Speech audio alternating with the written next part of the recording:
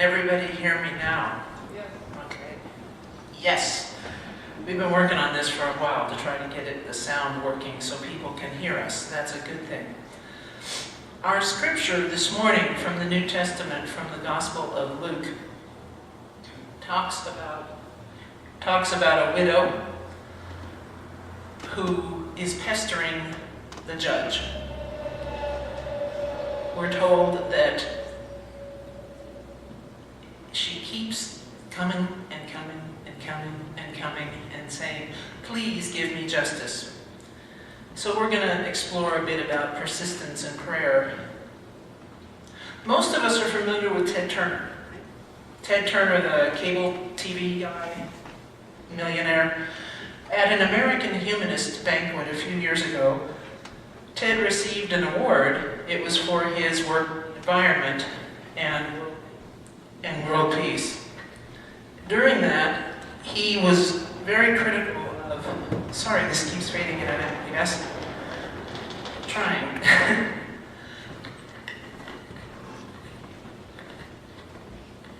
Like I said, I love technology. During the banquet, he was really critical of fundamental Christianity. He said that Jesus would have been sick at his stomach over the way that his ideas have been twisted. He went on to say that he'd been saved 7 or 8 times, but he gave it up because his sister died in spite of his prayers. Well, he's wrong. I mean, he's right in that this is the attitude many people have regarding prayer. That if they don't get what they want right away, they give up. Some of them just throw up their hands. What's the use? What's the use? I'm defeated. But this particular passage about the widow is quite a challenge to that thought pattern. She didn't give up. Even though the person she was going to was in no way a righteous person. In this story, Jesus is telling his disciples a parable designed to teach the importance of being persistent in prayer. So we're going to examine it a little bit, take it apart bit by bit, because we need prayer. And we're all working kind of hard to learn to do it and to remember to do it. And some of us are doing pretty well. Some of you I know are praying often and bringing your concerns to God and listening for God's answering for the Spirit. I pray that the Lord will give us such a spirit of prayer that we are truly praying without ceasing, as we're told to in Thessalonians. Rejoice always, pray without ceasing, give thanks in all circumstances. For this is the will of God in Christ Jesus for you. That doesn't mean that the will of God is for your circumstances to be bad. What it means is that God's will is for you to be praying and rejoicing in all circumstances, no matter what they are. For we might learn from them, we might grow from them, or something else may come out of them in the future. Let's take a look through the parable and see what kind of truths we can discover. First of all, we're told about the cry of the widow. We're told of her demand. We don't know what was wrong. We don't know the nature of her burden. But we know that she had some kind of a grievance against somebody, some kind of a battle, something she felt just wasn't right that was going on. She had several disadvantages when dealing with this, especially when trying to go to a court. Probably the judge was not a priest-type judge. He was probably a Roman judge appointed in the area. And she was a woman. Now remember, we're dealing with this time in history and social status when a woman was not allowed to speak in court. So, strike one. She was a widow, so she had no husband to speak for her. If she had still had a husband, the husband could have gone and spoken for her in the court, but she didn't have that. Also, because she was a widow, she was often taken advantage of, just by the sheer nature that she had no one to protect her. We see that today sometimes. We see people going around selling fake home improvements and things like that to people that they think are gullible. Maybe that was the problem. Also, because she was a widow, this was pretty synonymous with being poor. She didn't really have any money with which to grease the wheels of justice. She couldn't bribe somebody. So those are her disadvantages. There are probably more, but that'll do. The next thing we see about her is her determination. The Bible refers to her continuous coming before this judge. It gives us the idea that she was finding him every single day, on the golf course, the doctor's office, in the library, just going everywhere finding the judge. When he would show up for court, there she was. When he went to the mall, there she was. She stopped him, found him everywhere, constantly asking him to give her satisfaction. She was desperate. Because of her social standing, her financial standing, she had no other hope. No other hope but to get help from this judge. So she made a real nuisance of herself every day until she finally received what she was after. The widow represents us. There are times when we are too burdened with cares and fears and worries and troubles, and it seems like everything in life is stacked against us. There's a temptation at those times to say, what's the use? Especially after we've prayed and prayed and prayed and prayed about something. But if we can learn anything from this widow, it's that the persistence pays off.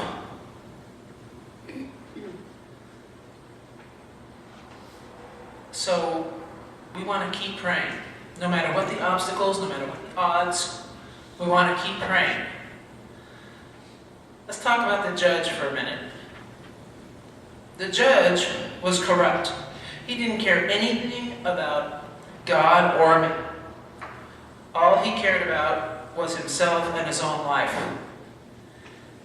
To put it simply, he was a pretty wicked guy. To understand him a little better, we look at the judicial system in those days. There's an author who wrote a book called Be Courageous, Luke. And the author's name is Warren Wiersbe. He describes the system of justice at those times as saying, the courtroom was not a fine building, but it was a tent that moved from place to place as the judge covered his circuit.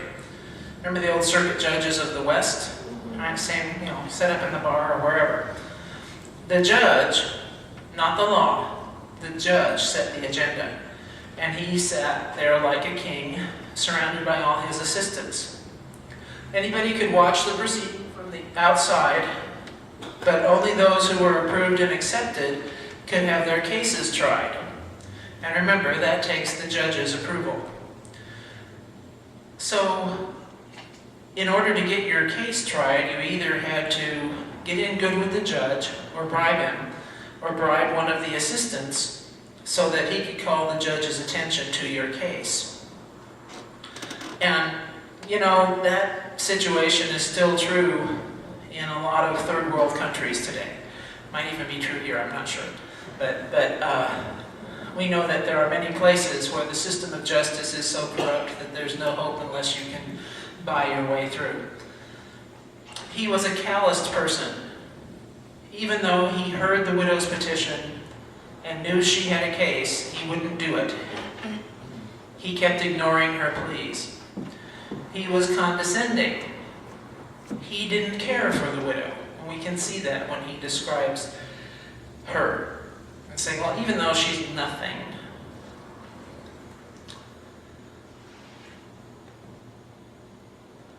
but in the end, he helped her.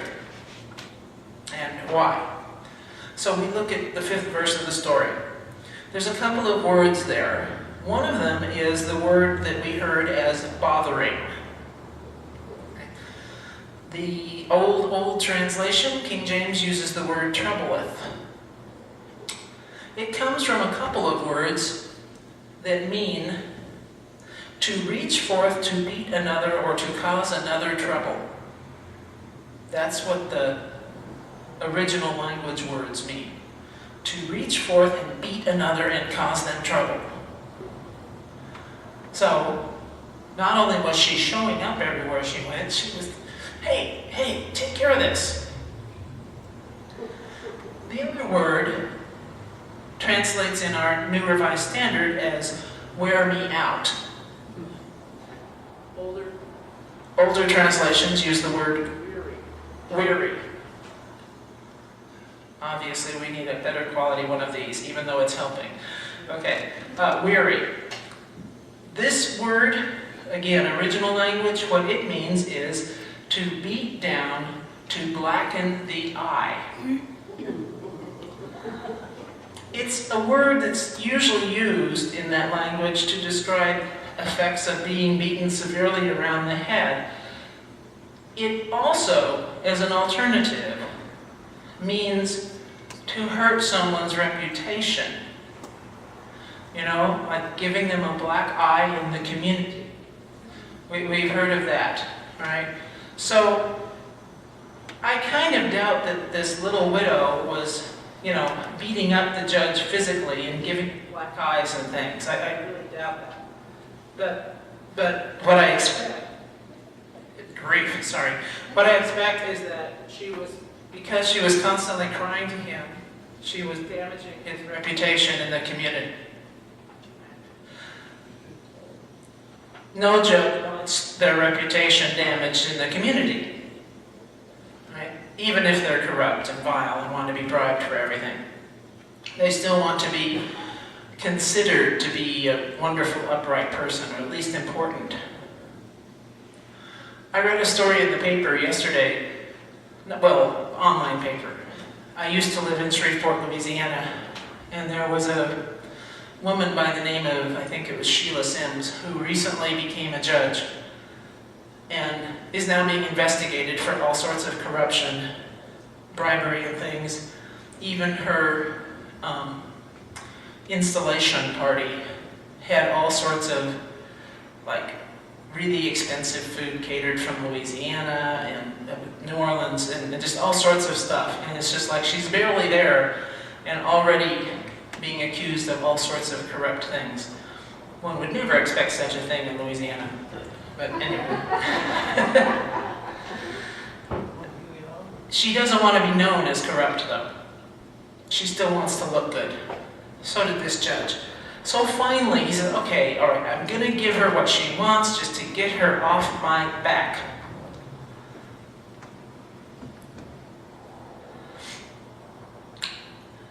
Persistence. Keep picking.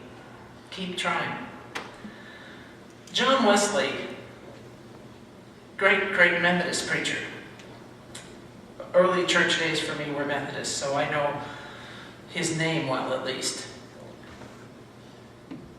He encountered years and years of refusal and denial of his ministry. There's a few instances in his diary I want to share with you. The purpose being, whatever your prayer, whatever your gift, whatever your task, to be persistent with it no matter what. Here's some of his experiences. Sunday a.m., May 5, preached at St. Anne's, asked not to come back. Sunday p.m., May 5, preached in St. John's. Deacon said, get out and stay out.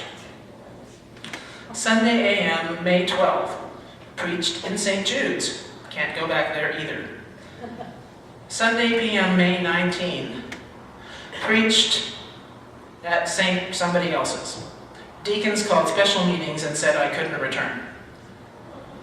Sunday a.m., May 26th, preached on the street, kicked off the street. Sunday a.m., June 2nd, preached at the edge of town, kicked off the highway. Sunday p.m., June 2nd, preached in a pasture, 10,000 came. He kept at it. He had something to say. Maybe the other people didn't like what he had to say. Maybe he was threatening their power. I don't know why. I just know that these diary entries are really interesting. Because when I was growing up, John Wesley was held up as like the big saint of the Methodist Church. If the Methodist Church had saints, he would be one. So I was like, whoa, really? There's a man named George Mueller, big preacher 100 years ago. Preacher, theologian, prayer warrior. And he said, the great fault of the children of God is they do not continue in prayer. They do not go on praying. They do not persevere. It isn't that they don't pray at all, it's that they don't keep it up. So Jesus now goes from the judge to comparing that judge with our Father, with our Creator, who is nothing like the corrupt judge. He tells us that God hears his people. We don't have to fear that God doesn't hear us, because his ear is ever open to the cry of his children. A few little quick verses in Isaiah 65. Before they call, I will answer. While they are yet speaking, I will hear. Jeremiah 33. Call to me, and I will answer you, and will tell you great and hidden things that you have not known. 1 John. And this is the boldness we have in him, that we ask anything according to his will. He hears us. And if we know that he hears us in whatever we ask, we know that we have obtained the requests made of him. He honors their persistence. The verse says, and will not God grant justice to his chosen ones who cry to him day and night? Will he delay in hearing them? Sometimes prayer is answered immediately. At other times, the answer is delayed for some time. The key is not giving up. God isn't just making us wait. He's working out the answers we seek. Our persistence in prayer demonstrates the depth of our burden. If you can pray about an item once or twice and then give up, you aren't really all that burdened over it. A genuine burden will put you before God and keep you there until he answers. In verse 8, we're told that he handles their petitions. I'll tell you, he will quickly grant justice to them. He doesn't turn a deaf ear to our petitions, but begins the process of working them out speedily. In truth, real prayer always begins with God. The Spirit burdens our hearts. We offer the burden back to God, who is already engaged in bringing about the answer. In Romans, we're told, what a great confidence that ought to give us in prayer. What a desire that should put within us to seek his face more consistently and persistently in prayer. All over the Bible, be persistent in prayer. I have one other story for you. And it's a story about a person coming home from the war. His name is Roger Sims, hitchhiking home on May 7th. And he didn't think he'd get a ride, but he hitchhiked anyway. And there was this big, black, sleek Cadillac that stopped, shocking him. He didn't expect the big, black, sleek Cadillac to stop. He thought he'd get a pickup truck or something. But the car stopped, and the passenger door opened. And he ran to the car, and he put his suitcase in the back and thanked the guy who was driving, who was very handsome and very well-dressed. The man said, "Are you going home for keeps?" Roger said, "I sure am." The man said, "Well, you're in luck if you're going to Chicago." And Roger said, "Not quite that far. Do you live in Chicago?" The man said, "I have a business there. My name is Hanover." After talking about many things, Roger, a Christian, felt a compulsion to witness to this guy. He kept thinking, "I need to share the good news with Mr. Hanover." He would put it off. No, I don't want to bother him. Finally, he decided it was now or never, and he cleared his throat. And he said, "Mr. Hanover, I would like to talk to you about something very important." And he proceeded to tell him about his life as a Christian and how he felt about being a Christian. And he asked Mr. Hanover if he would like to become a Christian. And to Roger's astonishment, the Cadillac pulled over to the side of the road, and the man asked to pray with Roger to change his life. After about 5 years, Roger was married. He had a 2-year-old boy and a business of his own, and was going into Chicago. And he decided to stop and see Mr. Hanover. He still had his business card. So he went to Hanover Enterprises in Chicago and asked to see him. And the receptionist said, "Well, you can't see Mr. Hanover, but you can see Mrs. Hanover." Roger was a little confused, but he went in and met Mrs. Hanover. And she asked, "How did you know my husband?" And Roger told her how her husband had given him a ride when hitchhiking home after the war. She asked, "Can you tell me when that was?" And he said, "It was May 7, 5 years ago, the day I was discharged from the Army." Anything special about that day? Roger hesitated. Should he mention giving his witness to her husband? Since he'd gone that far, he decided to take the plunge, and he told her. He said, "Mrs. Hanover, I talked to your husband about my faith, and we pulled over to the side of the road, and he wept against the steering wheel and prayed with me to bring Christ into his life, to change his life. He gave his life to Christ that day." Explosive sobs from Mrs. Hanover at this. She said, "I had prayed for my husband's salvation for years. I believed God would save him." And said, "Roger, where is your husband, Mrs. Hanover?" "He's dead," she wept. "He was in a car crash after he let you out of the car. He never got home. You see, I thought God had not kept his promise." She was sobbing uncontrollably, and she said, "I stopped living for God 5 years ago because I thought he had not kept his words." But he did. What's our challenge from all of this? First, to be committed to prayer. Jesus says we ought always to pray.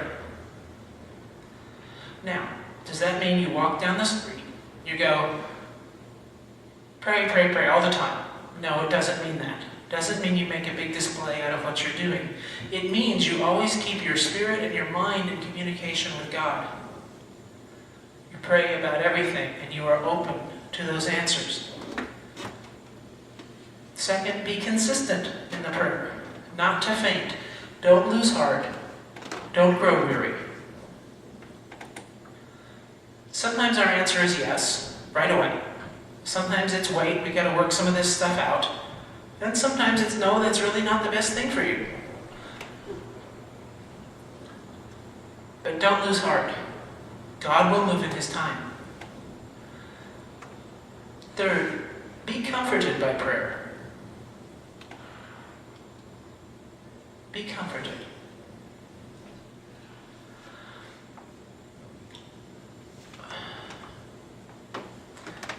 Jesus says in the parable, will God find faith here?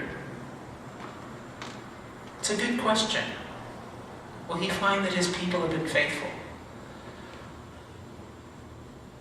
Have we been persisting? Have we been consistent in our prayer? The comfort in all of this is that God's people may not always do what they're supposed to do, but they can count on the Lord to keep every promise. He will honor his word to us.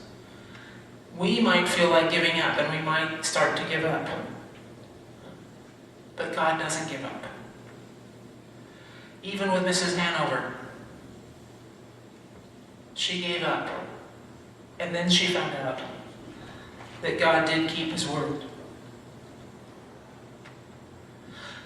Prayer comes in many shapes, many voices, many diverse and unique ways to relate to ourselves and the world around us.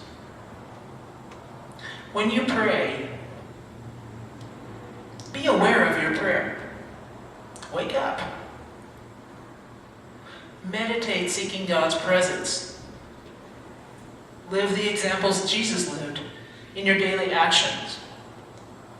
Don't just wait for the prayer to happen, but make it happen.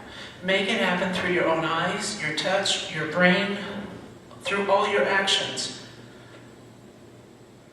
with your voice, with yourself. Follow the lead as we follow Jesus' lead to pray for one another in our daily walk, talk, and action. Feed your spirit. Remember how to embrace your personal, tangible, and intangible ways to pray all the time. To pray genuinely and to love yourself.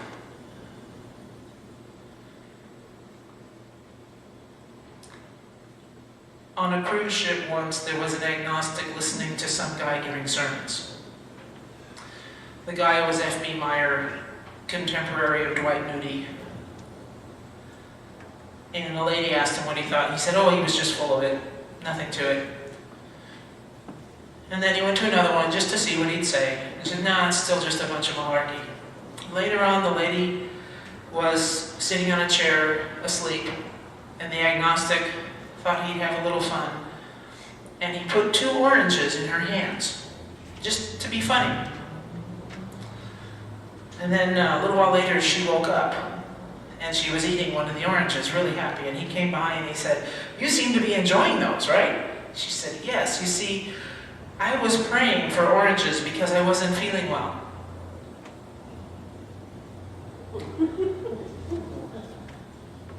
And when I woke up, I found that he sent me not just 1 orange, but he sent me 2 oranges.